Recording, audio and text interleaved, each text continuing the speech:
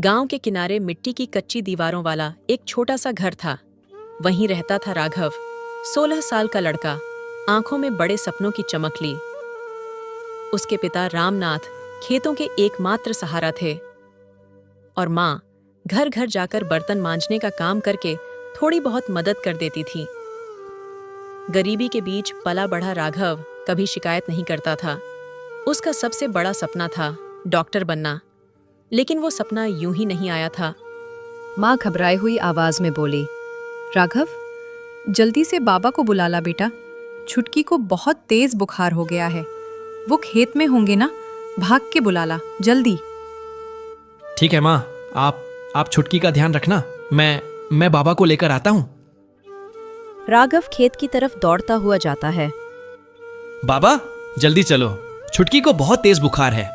पिता के साथ भागता हुआ राघव घर पहुंचता है। देखते हैं छुटकी के माथे पर पट्टी रख रही है। अजी, छुटकी को बहुत तेज बुखार है। इसे तुरंत डॉक्टर को दिखाना होगा। उर्मिला, हमारे पास इलाज के पैसे नहीं हैं। गांव का डॉक्टर तो बहुत ज्यादा पैसे लेता है। वो गरीबों का इलाज नहीं करेगा।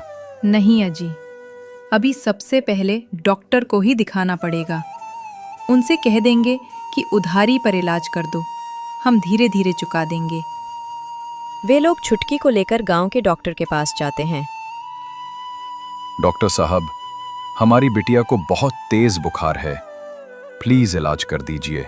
डॉक्टर सख्त लहजे में बोला, इलाज होगा, लेकिन पहले 1000 रुपए जमा करने होंगे, वरना मैं हाथ नहीं लगाऊंगा। डॉक्टर साहब, हमारे पास अभी पैसे नहीं हैं। आप इलाज कीजिए, हम धीरे धीरे चुका देंगे। डॉक्टर साफ इनकार करते हुए बोला, नहीं, मैं बिना पैसे का इलाज नहीं कर सकता, कहीं और ले जाइए। रामलाल के पास पैसे नहीं थे, अब वो क्या करे? उसने सोचा, उर्मिला चलो, जिला अस्पताल चलते हैं, वहां फ्री इलाज हो जाएगा। अजी, जिला अस्पताल बहुत दूर है। वहां पहुंचने में लगभग 3 घंटे लग जाते हैं। हमारी बेटी को ज्यादा बुखार है। उर्मिला, अभी हमारे पास सोचने का समय नहीं है। रास्ते में छुटकी की हालत बिगड़ती चली गई। जैसे तैसे वे अस्पताल पहुंचे, लेकिन डॉक्टर ने सिर हिलाकर कहा, माफ करना, देर हो गई, अब हम बच्ची को नहीं बचा सकते। नहीं साहब, ऐसे मत कीजिए। मेरी एक ही बेटी है, प्लीज उसे बचा लीजिए। मैं हाथ जोड़ता हूं, भगवान के लिए उसे कुछ मत होने दीजिए। नहीं, आप देर से आए हैं। अगर आप सिर्फ 10 मिनट पहले आ जाते तो शायद हम आपकी बेटी को बचा लेते। उसी दिन राघव का दिल टूट गया। उसने मन ही मन कसम खाई, पिताजी, छुटकी की जान गरीबी की वजह से गई है। एक दिन मैं डॉक्टर जरूर बनूंगा, ताकि किसी और गरीब को ऐसी मौत ना सहनी पड़े। रामलाल मायूस होकर बोला, बेटा, हमारे पास इतने पैसे कहाँ हैं कि तुम्हें डॉक्टर बना सकें। ऐसे सपने मत देखो। नहीं पिताजी, मैं डॉक्टर जरूर बनूंगा, चाहे जैसे भी हालात हों। राघव ने ये ठान लिया और दिन रात डॉक्टर बनने का सपना देखने लगा। हालांकि गांव के स्कूल में पढ़ाई का स्तर बहुत अच्छा नहीं था, फिर भी उसने हार नहीं मानी। राघव जानता था कि डॉक्टर बनने के लिए उसे नीट जैसी कठिन परीक्षा पास करनी होगी। ये तैयारी आसान नहीं थी, लेकिन उसने ठान लिया था कि अब पीछे हटना नहीं है। वो सुबह जल्दी उठकर पढ़ाई करता, खेत के काम में बाबा का हाथ बटाता और फिर देर रात तक दीपक की रोशनी में किताबें पढ़ता। मुश्किलें बहुत थीं, लेकिन राघव के सपनों की चमक उन मुश्किलों से कहीं ज्यादा थी। राघव, कल तक फीस लेकर आना, नहीं तो कल से स्कूल मत आना। कितनी बार समझाया है कि पहले फीस जमा करो फिर स्कूल आओ। जब तुम्हारे माँ बाप फीस ही नहीं भर सकते तो तुम्हें स्कूल क्यों भेजते हैं? घर पर ही क्यों नहीं बैठा लेते? राघव को स्कूल में अक्सर गरीब होने के ताने सुनने पड़ते थे, क्योंकि उसके पिताजी समय पर फीस नहीं भर पाते थे। लेकिन राघव ने हार नहीं मानी। वो दिन रात पढ़ाई में जुटा रहा। गांव का स्कूल छोटा था और वहां सुविधाएं भी बहुत कम थीं। किताबों की कमी सबसे बड़ी मुश्किल थी। एक दिन राघव ने बाबा के पास बैठकर धीमी आवाज में कहा, बाबा, आप किसी से बात करके मुझे बच्चों की पुरानी किताबें दिलवा दीजिए। अगर कोई दे दे तो मेरी पढ़ाई अच्छी तरह से हो जाएगी। हमारे पास किताबें नहीं हैं और टीचर मुझे रोज डांटते हैं। ठीक है बेटा, मैं देखता हूँ। मैं जगदीश से बात करके आता हूँ। राघव के पिता अमन के घर पहुंचते हैं। थकी हुई आवाज में कहते हैं, राम राम भाई, मेरा बेटा राघव बहुत लगन से पढ़ाई करता है। अगर आपके बेटे की पुरानी किताबें कहीं पड़ी हों तो दे दीजिए, शायद उसका भी सपना पूरा हो जाए। अमन के पिता ताने भरी हंसी हंसते हैं। किताबें? हमारे पास तो एक भी नहीं है, और होती भी तो तुम्हारे किसी काम की नहीं। पढ़ लिख कर करेगा क्या तुम्हारा बेटा? आखिर में तो हल ही पकड़ना है ना। खेती करवाओ उससे, वही ठीक है। बेकार की पढ़ाई लिखाई में वक्त क्यों बर्बाद कर रहे हो? राघव के पिता मायूस होकर चुपचाप सिर झुकाए घर वापस लौट आते हैं। कदम भारी हो गए थे, जैसे उम्मीदों का बोझ उनकी एड़ियों को पकड़कर रोक रहा हो। चेहरे पर बेबसी साफ झलक रही थी। राघव ने जैसे ही अपने पिता को देखा, तुरंत समझ गया। दौड़कर बोला, क्या हुआ पिताजी, किताबें नहीं मिली क्या? पिता बिना कुछ बोले चुपचाप आकर बैठ गए। राघव सब समझ गया था। उसकी आंखों में आंसू भर आए, लेकिन अगले ही पल उसने होंठ भींचकर आंसू रोक लिए। दिल टूट चुका था, फिर भी उसने मन ही मन ठान लिया कि वो हिम्मत नहीं हारेगा। गर्मियों में जब बाकी बच्चे खेलते या सो जाते, राघव टॉर्च की हल्की रोशनी में पढ़ाई करता। उसकी माँ अक्सर चिंतित होकर कहती, राघव बेटा, अब सो जाओ, पढ़ाई कल कर लेना। लेकिन राघव मुस्कुराकर जवाब देता, माँ, बस थोड़ी देर और, अभी सोने ही जा रहा था। 10वीं की परीक्षा में राघव ने विज्ञान में अच्छे अंक हासिल किए, लेकिन अंग्रेजी में थोड़े कम अंक आए।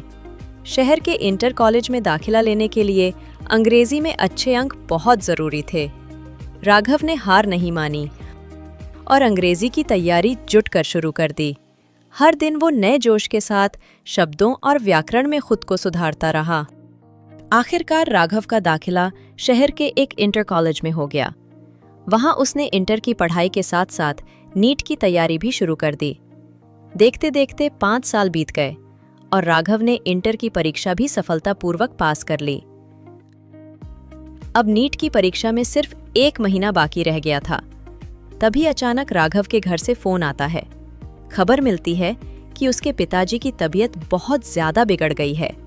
अब लग रहा है कि मैं नीट की परीक्षा नहीं दे पाऊंगा। मेरा सपना मुझसे दूर होता जा रहा है। पता नहीं पिताजी की तबीयत कैसी होगी, कितनी बिगड़ गई होगी। अब तो मुझे घर जाना ही होगा।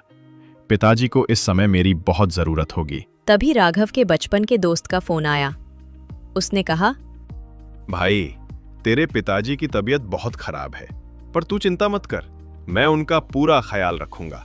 तू बस अपनी नीट की तैयारी कर और सफल होकर घर आना। याद रख, ये सिर्फ तेरा ही नहीं, मेरा भी सपना है तुझे डॉक्टर बनते देखना।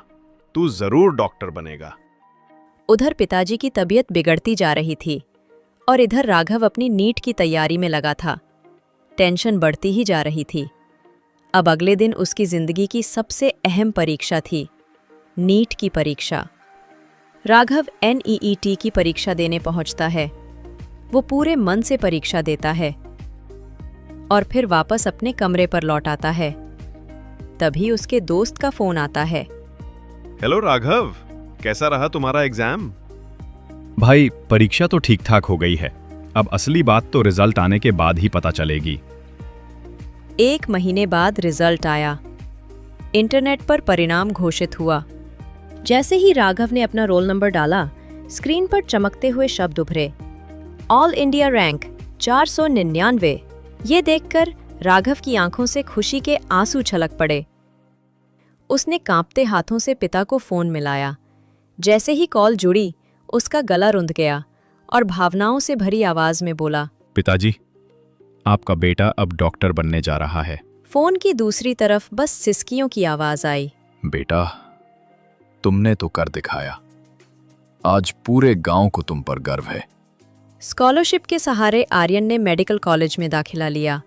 पहले ही दिन कैंपस में कदम रखते हुए उसने मन ही मन संकल्प लिया। एक दिन मैं अपने गांव में अस्पताल बनाऊंगा ताकि कोई बच्चा मेरी बहन की तरह पीड़ा में न तड़पे। सालों की मेहनत और संघर्ष के बाद आखिरकार डॉक्टर राघव अपने गांव लौट आया। गांव के बीचों बीच उसने एक छोटा सा सफेद रंग का आधुनिक अस्पताल खड़ा किया। मुख्य द्वार के ऊपर बड़े बड़े अक्षरों में लिखा था, गरीबों के लिए इलाज पर 70% छूट।